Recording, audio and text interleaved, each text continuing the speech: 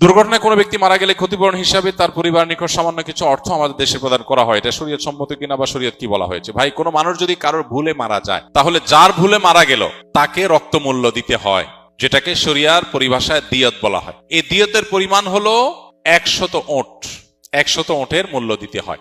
আপনি 100 ওটের বিভিন্ন এইজের ওট দিতে হয়, সবগুলো মিলিয়ে এভারেজ করলে বাংলাদেশি টাকা কয়েক মিলিয়ন টাকা হয়, এটা দিতে হয়। এখন আপনি প্রশ্ন করবেন, একজন নিরীহ মানুষ মেরে ফেলছে বা তার ভুলে মরে গেছে কেউ, তো সেই মিলিয়ন টাকা কোথায় পাবে? উত্তর হলো, মিলিয়ন টাকা না পেলে সে জেলে সারা জীবন থাকবে, শেষ। ওই অবস্থায় তার মৃত্যু হবে।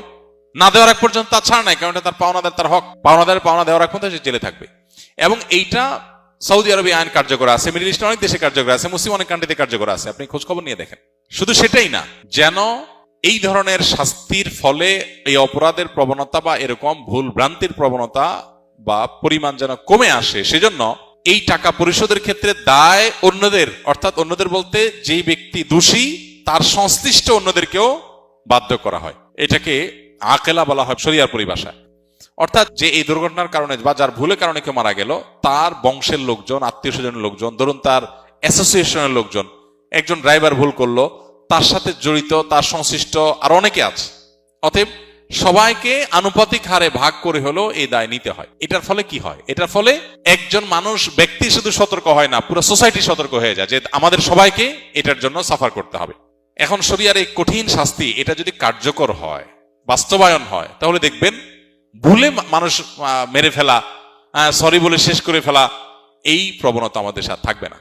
বেশ বোধহয় বছর 2 আগে একটা ঘটনা ঘটেছিল যে কারোর বাসার উপরে টব বা ইট এরকম কিছু রাখা ছিল সাইডে রেলিং এর পাশে, ওইটা পড়ে নিচে এক ভদ্রলোক বা এক ভদ্র মহিলা মারা গেছেন, সম্ভবত হিন্দু ছিলেন উনি।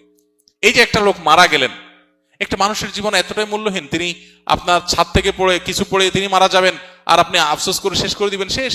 এত সহজ না। ইসলাম শরিয়ার বিচার ব্যবস্থা থাকলে আপনাকে জেলে যেতে হবে।